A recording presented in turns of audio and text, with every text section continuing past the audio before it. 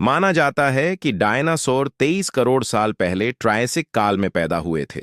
अगर आप चैनल पे नए हैं तो चैनल को सब्सक्राइब करें और वीडियो को लाइक और शेयर करें। ये दक्षिण ध्रुव के क्षेत्र में पैदा हुए थे, लेकिन ठंड पसंद न होने की वजह से ये उत्तरी ध्रुव की ओर चले गए।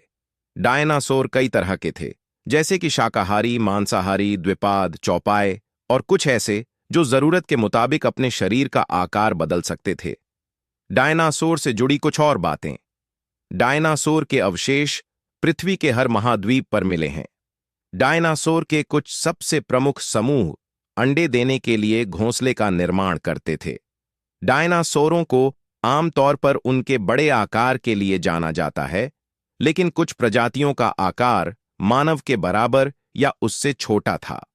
डायनासोरों की विलुप्ति के बाद वैज्ञानिकों में उनके जन्म से जुड़ी बातें जानने की जिज्ञासा बढ़ी। डायनासोर पृथ्वी से 6.6 करोड़ वर्ष पहले धरती पर उल्कापिंड के प्रभाव की वजह से विलुप्त हो गए थे। पक्षी डायनासोर के सबसे करीबी जीवित वंशज हैं। वैज्ञानिकों के मुताबिक डायनासोर के विलुप्त होने का सबसे बड़ा कारण पृथ्वी पर किसी क्षुद्र ग्रह के टकराना था। इस टक्कर से धूल, मलबे और कणों का एक विशाल बादल वायुमंडल में फैल गया था। इस बादल की वजह से सूर्य अवरुद्ध हो गया था, जिससे पौधों और जानवरों की मौत हो गई थी। डायनासोर के विलुप्त होने से जुड़े कुछ और सिद्धांत। इस टक्कर से सुनामी उठी थी और इसकी वजह से भी डायनासोर खत्म हो गए थे। इस टक्कर से दशकों तक चलने वाली सर्दी आई थी, जिससे डायनासोर की मौत हो गई थी।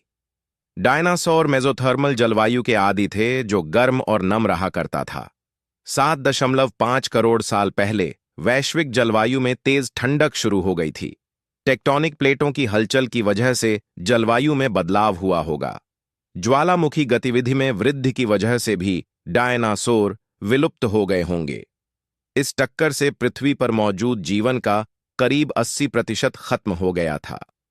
डायनासोर इतने बड़े थे कि वे उन छोटे जीवों की तरह भाग नहीं सकते थे और छिप नहीं सकते थे जो जीवित रहने में सक्षम थे।